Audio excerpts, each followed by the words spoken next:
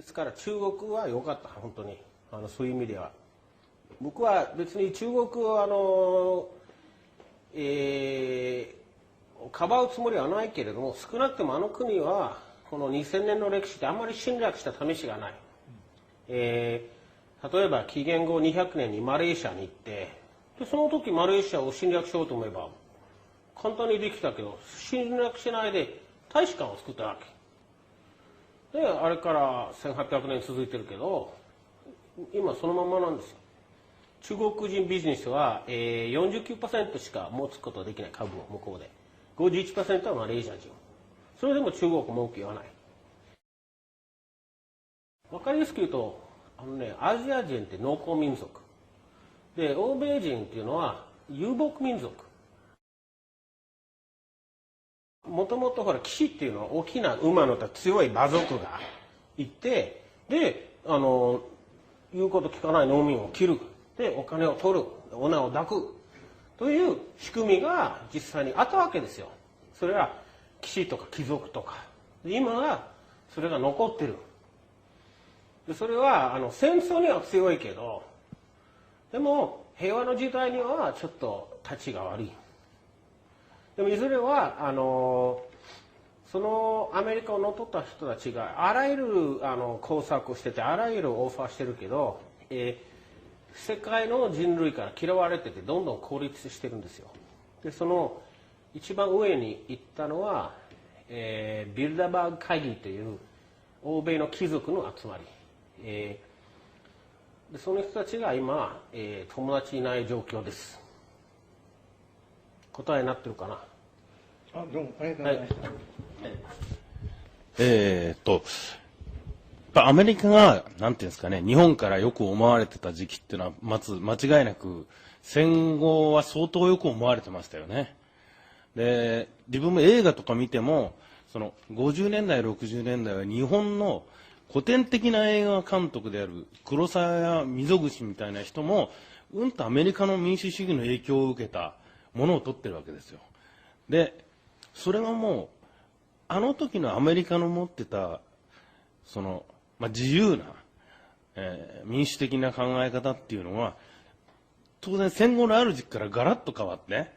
それで結局そのアメリカの押し付けによって、日本の例えば、ちょっとした革新勢力とかそういうものが、ほとんど殺されてしまって、で、みんなこうだらっと言うことを聞くようになっちゃったわけじゃないですか。その辺の一番大きな分岐点っていうのは、60年代安保ぐらいだと思うんですが、どの辺が一番大きかったんでしょうかね。私に言わせてもらうとですね、一番大きな分岐点はケネディの暗殺。ケネディは最後のアメリカの大統領だと思います。民主で。その後は雇われ役者なんですよ。裏の委員会の言われた通りにする。で、ケネディがね、何が良かったかというと、彼はまず戦後マーシャルプランってありまして、でヨーロッパと日本を立て直したと。で今度アフリカとアジアでも同じようなマーシャルプランやろうじゃないかと。あとキューバミサイル危機で世界がもう全面核戦争になりそうだったから、それをやめて世界平和をやろうとしてたわけで、さらにこれ一番大事ね、これは絶対に教科書に出ない大事な歴史なんですけれども、お金を作る権利を民間企業である米連銀から議会に取り戻そうとしてたんですよ。でそれはすごく大事なんですよ。お金を作るっていうのは相当な権力なんですよ。すべての陰謀論というレッテル貼られるものはそこにたどり着く。考えてみてください。誰かがアメリカの米連銀の中に1兆ドルっていう数字をコンピューターに入れると1兆ドルになるの。で今度それを山分けする。仲間に秘密で密室で、で用心棒を雇って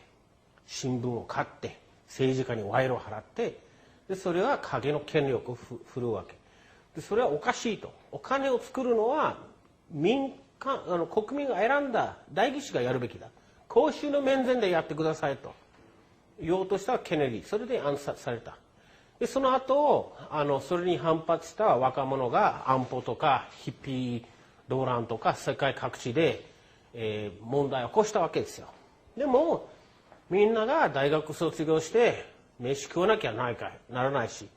言うこと聞かないとブラックリスト、仕事を得られない、お金でみんな縛られてしまった。でテレビとハリウッドと新聞も全部あの人たちが買収したから、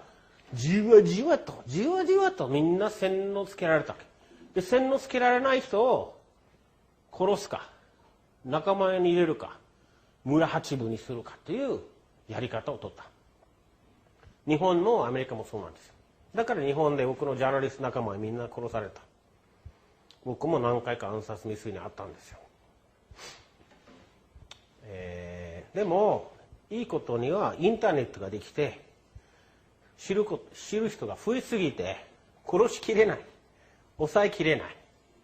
それは現状です。結局ケネディは殺されて、僕はアメリカは本当はダメだと思うんですが、その今おっしゃったキーカレンシーですね。キーカレンシーはアメリカはそのケネディを殺したから元通りで勝手に吸ってるんですか、連銀は。連銀連邦準備制度はですね、勝手に今でも吸ってるんですか。はい、それも今の経済危機の大元にあるんですけれども、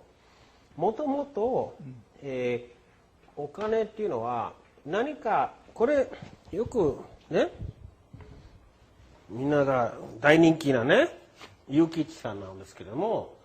結局これ3円なんですよ、紙。あとは幻。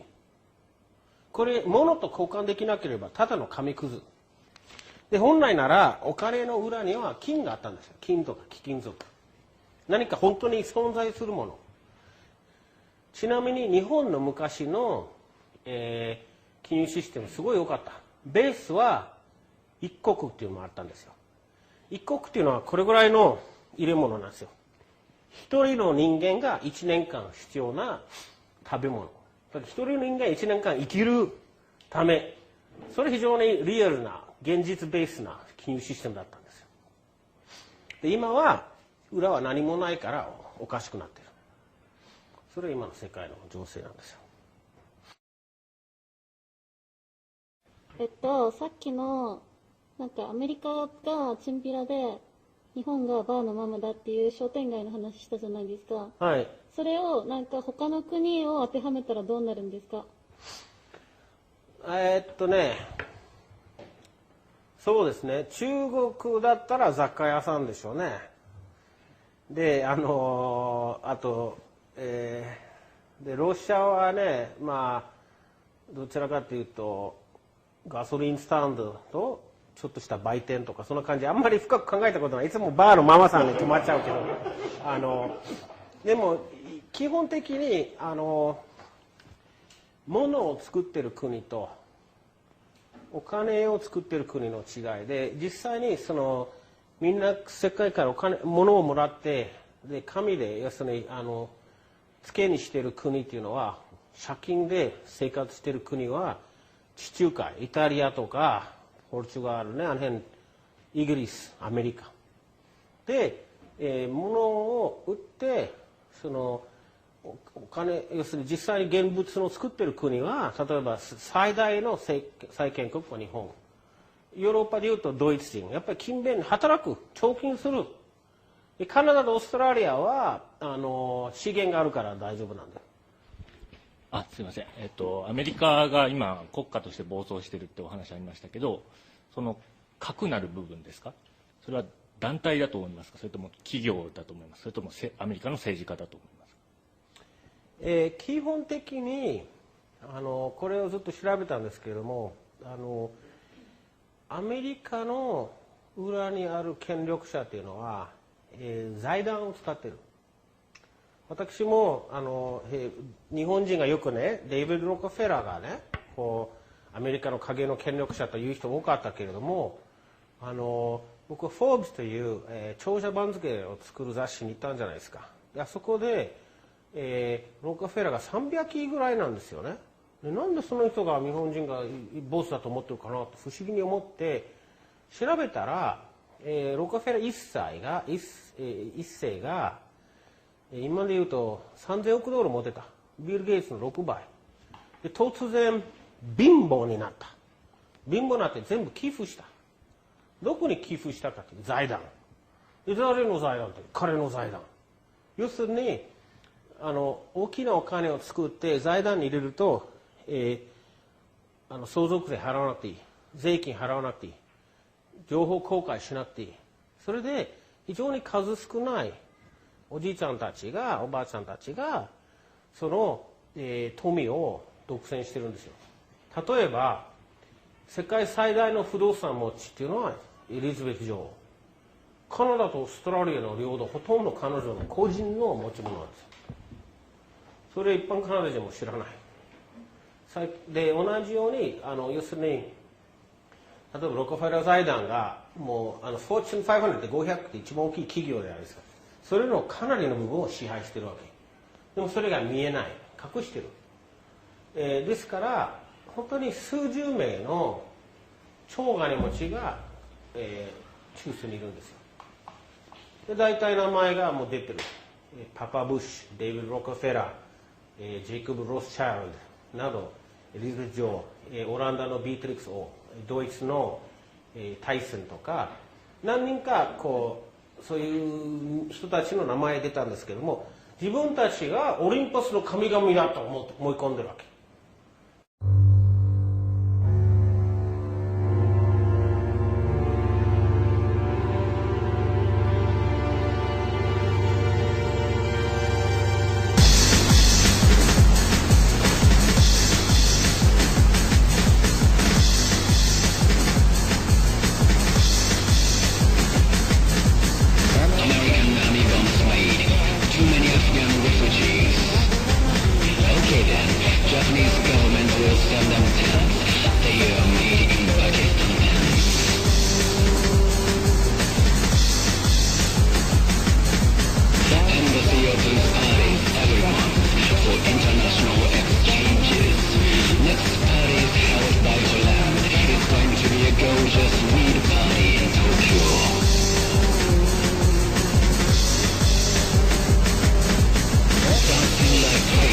Loving like